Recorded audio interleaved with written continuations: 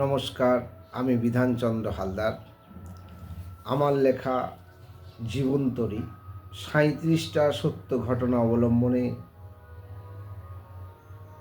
কলকাতা বইমেলা থেকে প্রকাশিত আমার গল্প সমগ্র জীবনতরী। সেখান থেকে আমি আমার একটা গল্প পাঠ করছি। গল্পের নাম আমার অবসর জীবন।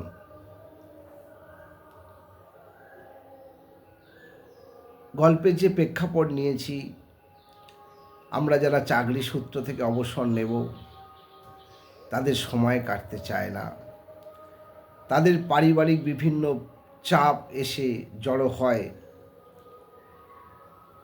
আমরা যখন কর্মব্যস্ত থাকি তখন ভালো থাকতাম, কিন্তু অবসর জীবনে আমাদের কতটা কষ্টের এবং যন্ত্রণার কাটে, সেই ভাবনা নিয়ে আমার গল্প। গল্পের নাম আমার অবসর জীবন। গল্পটা শুনবার পর আপনাদের এবং আমাদের সবাইয়ের কষ্ট হবে। শুরু করছি গল্প আমার অবসর জীবন। আমি বাংলা শিক্ষক। স্কুলে ৩৪ বছর চাকরি করেছি, ফাঁকি দিইনি। এ অজুহাতে সে অজুহাতে ইচ্ছে করে স্কুল কামাই করিনি। কেন আমাকে সিএল বা মেডিকেল বা পিসিসিএল দেয়া হবে না, এই নিয়েও তুলকালাম করিনি। রিটার্ন লাইফে এসে ৩৪ বছর চাকরির জীবনে চৌচির হয়ে গেল আমার অবসর জীবনে। কেন চৌচির হয়ে গেল অবসর জীবন, না লিখে পারলাম না। চাকরি থাকলে অবসরের আনন্দ আছে, অবসরের মধ্যে অবসর সবসময় নিরানন্দ। চাকরি থাকলে অবসরের আনন্দ আছে, অবসরের মধ্যে সবসময় অবসর নিরানন্দ। যখন চাকরি করতাম তখন কোনো প্রেশার, সুগার, এমনকি শরীরে কোনো রোগ বাসা বাঁধেনি। কিন্তু এখন অবসর জীবনে এসে সুগার, প্রেশার থেকে শুরু করে শরীরে হাজার রকম রোগ। এ ডাক্তার সে ডাক্তার দেখিয়ে নাজেহাল। সারাদিন কী করব ভেবে উঠতে পারি না। ভোরে উঠে 1 ঘন্টা মর্নিং ওয়াক, সকালে চা বিস্কুট খেলাম 30 মিনিট ধরে, খবরের কাগজ পড়লাম 1 ঘন্টা, দাঁত হাজা থেকে চুলকানি সব খবর পড়লাম। ব্রেকফাস্ট 1 ঘন্টা ধরে করলাম, এমনকি স্নানও 1 ঘন্টা। দুপুর যেন হতেই চায় না, অনেক কষ্টে দুপুর হলো। লাঞ্চ সারলাম 1 ঘন্টা, মশারি খাটিয়ে টানা 2 ঘন্টা ঘুম। ঘুম থেকে উঠে তাসের আড্ডায়, দোকানে লিকার চা খেতে খেতে আরও 1 ঘন্টা। সন্ধ্যা যেন হতে চায় না, অনেক কষ্টে সন্ধ্যা হলো। টিভির কোনো সিরিয়াল বাদ নেই, সব সিরিয়াল মুখস্থ। রাত 10টায় ভাত খেতে আরও 1 ঘন্টা নিলাম। সময় যেন কিছুতেই কাটতে চায় না। যখন স্কুল করতাম ঘড়ির কাঁটা যেন তাড়াতাড়ি চলে যেত। যখন স্কুল করতাম ঘড়ির কাঁটা যেন তাড়াতাড়ি চলে যেত। আজ যেন দেয়াল ঘড়িগুলো আমার বিপক্ষে, খুবই ধীরে ধীরে কাঁটাগুলি এগোচ্ছে। যখন স্কুলে যেতাম নাকে মুখে গুজে কোনো রকমে খেয়ে চলে যেতাম। চন্দ্র সূর্যের দিকে তাকাবার অবসর ছিল না।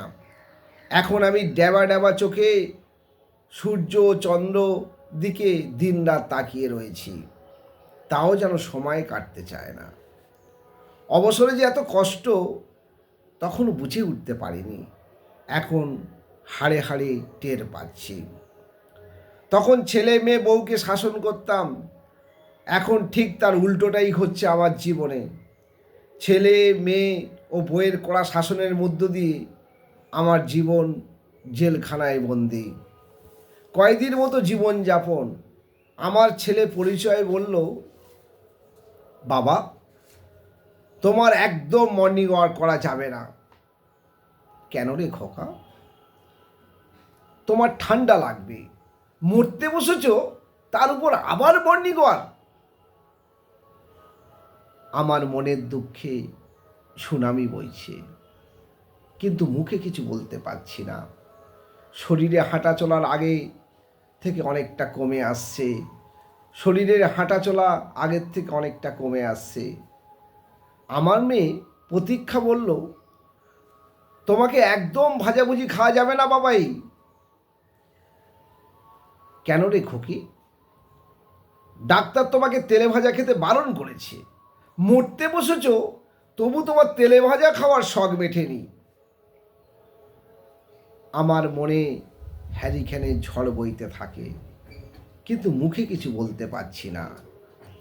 শরীর আগের থেকে অনেকটা ভেঙে পড়েছে।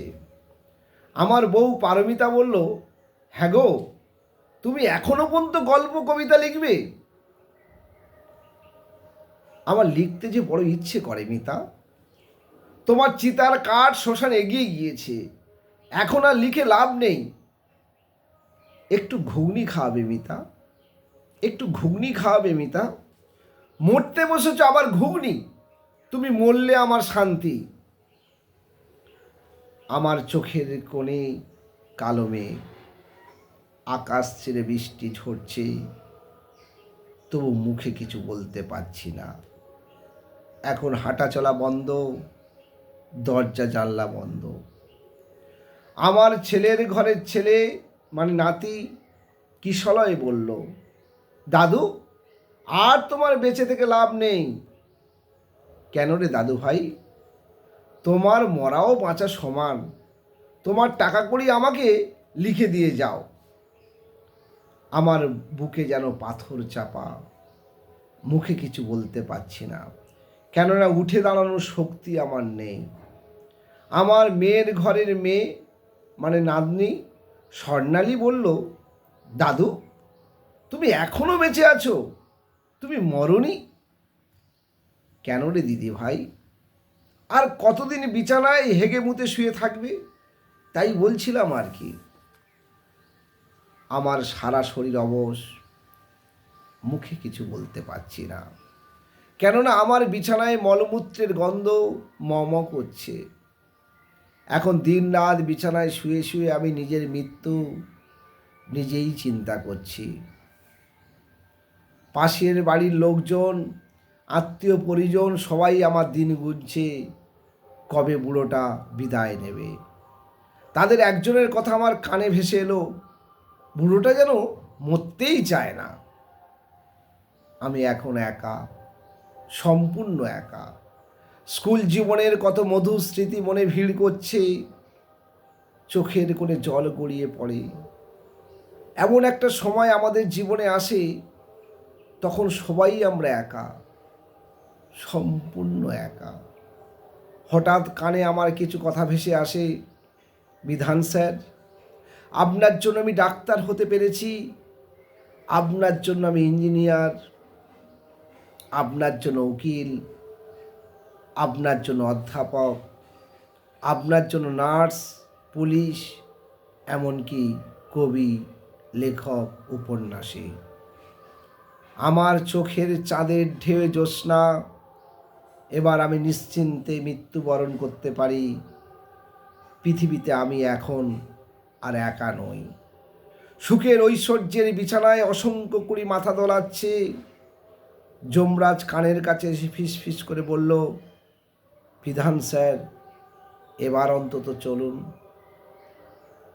যমরাজ কানের কাছে এসে ফিস ফিস করে বলল, বিধান স্যার এবার অন্তত চলুন। নমস্কার, আমি বিধানচন্দ্র হালদার, কাকদ্বীপ, শান্তিনিকেতন, কবিতাকুঞ্জ। নমস্কার।